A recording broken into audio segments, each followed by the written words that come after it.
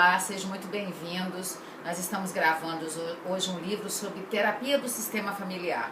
Você já ouviu falar de terapia do sistema familiar? Você sabe o que é terapia do sistema familiar? Então vamos começar. Vamos aprender alguns conceitos da terapia do sistema familiar. Primeiro, todo profissional que faz essa formação de terapia do sistema familiar é um profissional que vai trabalhar entendendo que a família é um sistema e que as pessoas se movimentam dentro da família ou às vezes fica com o mesmo estado que a gente dá o nome. São duas propriedades que tem na família, ou a movimentação ou a homeostasia, que é o mesmo estado. Movimentação é quando a família desenvolve de uma forma que tem saúde emocional. Então as pessoas dentro da família, elas se movimentam, elas podem crescer, elas podem casar, elas podem viajar, elas podem sair da família. E a família que tem o mesmo estado é aquela família que, por exemplo, sempre vai produzir uma pessoa para manter o sintoma da família. Então vamos começar a entender o que é isso.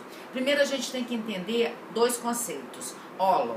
O que é um ólon? Ólon, ele abrange duas características. O ólon, que é o sistema da família, e on, que é o indivíduo. Ólon é H-O-L-O, mas on, que é o indivíduo. Então, uma família é um ólon, que tem um globo de pessoas, mas também tem um indivíduo.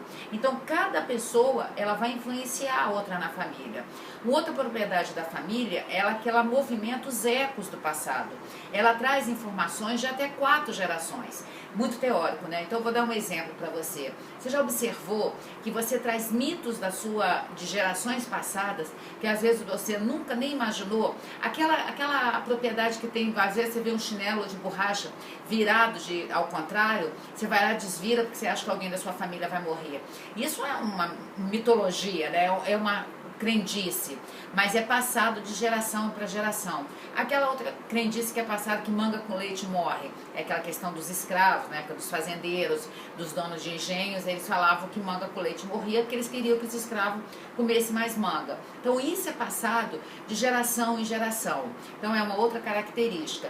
Uma outra característica é que a família se movimenta nesse sistema e ela vai produzindo os seus bodes expiatórios, que são pessoas que têm a característica de bode expiatório, para receber toda a doença ou a disfunção da família. Doença no sentido não é da medicina, mas doença no sentido da disfunção emocional. E a gente entende que tem 2 tipos de família, a família funcional e a família disfuncional.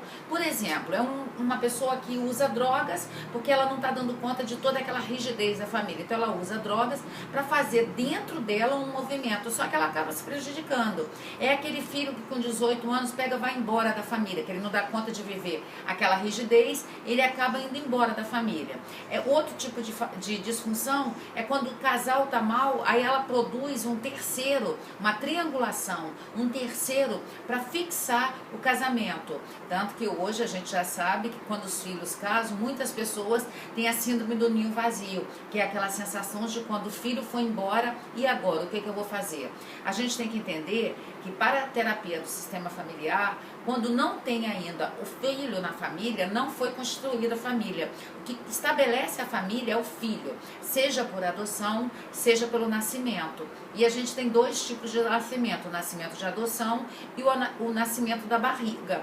Então, todo ser humano, quando ele nasce da adoção ou da barriga da mãe, ele nasce para a barriga da família. E a barriga da família é a primeira unidade terapêutica. Não adianta a gente hoje querer culpabilizar ou responsabilizar a escola, o governo, a sociedade, porque a primeira unidade terapêutica é a família. Agora, a segunda unidade terapêutica, que é a escola, a terceira é a comunidade e a 4ª unidade terapêutica é a sociedade. Então, eu trago um alerta para você que é papai, para você que é mamãe.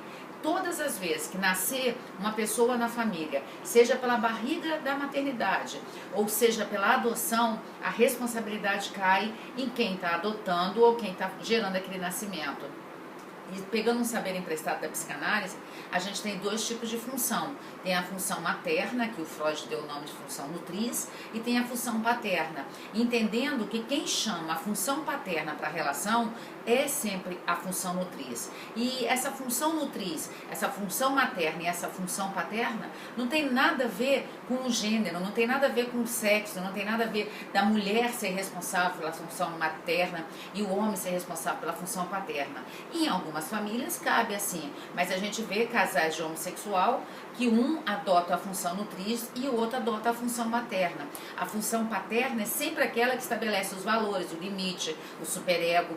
E quem faz aquele corte para liberar o ser humano, para poder deixar a barriga da família, para poder ir para a barriga do mundo, sempre são a função materna e essa função paterna. Então vamos voltar um pouquinho para o saber da terapia sistêmica familiar para entender mais. Nós temos então a propriedade de globalização. É quando todos interagem entre si, quando a função de cada um, a missão de cada um e o papel de cada um na família está bem estabelecido.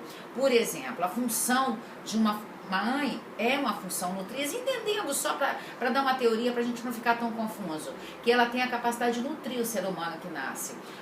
O papel dela é ser responsável por aquela criação. E a missão dela é estabelecer um vínculo familiar legal.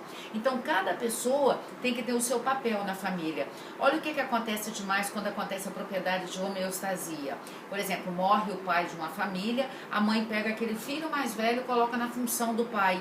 E aí vai ter uma homeostasia com esse rapaz, que ele vai assumir um papel que não era dele, ele era filho e ele acaba assumindo a identidade, uma missão que não era dele. Isso gera muita doença emocional. Então, eu hoje dei uma pincelada geral do que é a terapia do sistema familiar.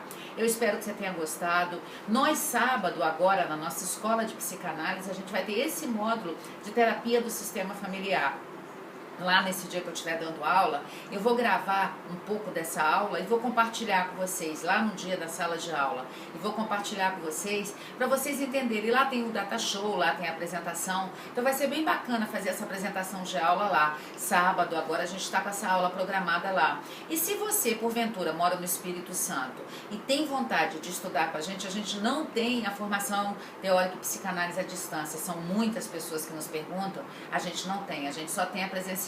Porque eu entendo que a formação teórica e psicanálise, para capacitar uma pessoa a ser psicanalista, precisa de ter o olhar, precisa. Eu gosto muito da tela do computador, a tela do iPad, a tela do iPhone, a tela dos smartphones, mas eu acho que nada se compara ao face a face, aquele saber que o Carl Roger falou, da face olhando para a face. Então, por isso que eu ainda tenho a escola e não acredito que a psicanálise possa ser dada num estudo à distância. Eu ainda sou um pouco resistente a isso. Então, por isso, eu acho que vocês curtindo esse canal de YouTube aqui, ouvindo esses vídeos, e ó, eu não estou dando conta de responder a todas as pessoas que dão, que comentam. Eu agradeço a cada uma que tem compartilhado, que tem falado, que fica esperando postar o vídeo. É impressionante esse canal, como que está atingindo várias pessoas. Hoje, eu recebi uma mensagem de uma moça que está na Espanha pedindo esse curso à distância. Então, são várias pessoas. As minhas secretárias recebem as mensagens, elas me passam, porque o número 988051960 DDD 027 é o WhatsApp aqui da escola, do Instituto Cássia Rodrigues, onde nós temos a formação em psicanálise, a formação em hipnose e a formação em neurociências, que a gente está com esse tripé de formação aqui no Instituto Cássia Rodrigues. Eu espero que vocês tenham gostado do vídeo de hoje. Eu espero que esse tempinho que você perdeu aí aprendendo hoje um pouquinho, uma pincelada do que é terapia do sistema familiar, tenha valido a pena. Compartilhe o nosso vídeo, faça nosso canal conhecido, que eu acho que o mundo conhecido das suas disfunções, ele pode ter a chance de melhorar. E a gente está vivendo uma era tão doente emocionalmente, né? Tantas pessoas adoecidas ao nosso lado. Hoje eu ouvi uma palestra do Leandro Carnal, que ele falou que a gente só se ofende com aquilo que a gente acha. Aí ele estava brincando, falando que as pessoas chamam muito ele de careca.